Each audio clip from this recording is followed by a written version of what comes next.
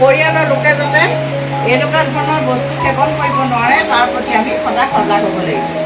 আৰু এটা কথা শুনা, ধপাতত প্ৰায় 4,000 ৰাসায়নিক পদাৰ্থ অন্তৰ্ভুক্ত হৈ থাকে, যাৰ ভিতৰত 408 বাহক।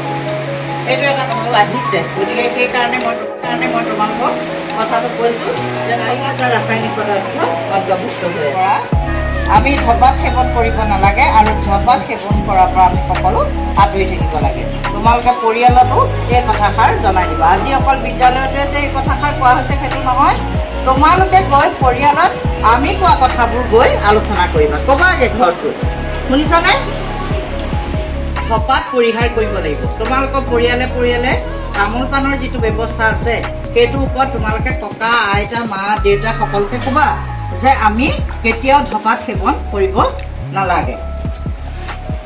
ধপাত সেৱন কৰিলে আমাৰ কি হ'ব পাৰে, আটাইতকৈ যিটো মাৰাত্মক ৰোগ সেই বেমাৰটো হোৱাৰ সম্ভাৱনা থাকে। তাৰমানে হয়েই, সেইটোৱেই হয় বেমাৰটো, হয়নে?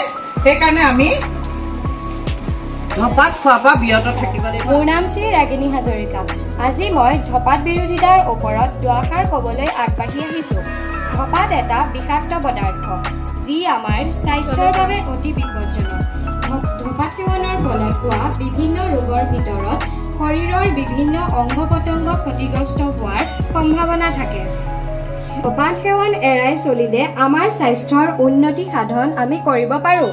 স্বাস্থ্য নিয়ন্ত্ৰণ কাৰ্যসূচী আৰম্ভ কৰা হৈছিল 2007 চনৰ অক্টোবৰ মাহত। সাধাৰণ উদ্দেশ্যসমূহ হ'ল ধপাতৰ পৰা উৎপাদিত দ্ৰব্য যোগান আৰু জনসাধাৰণক সুৰক্ষিত কৰা। এয়াই হৈছে ধপাত বিৰোধিতাৰ মূল উদ্দেশ্য।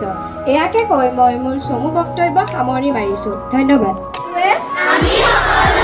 ধপাতৰ কাৰণে পৰিৱেশ বিনষ্ট কৰিবলৈ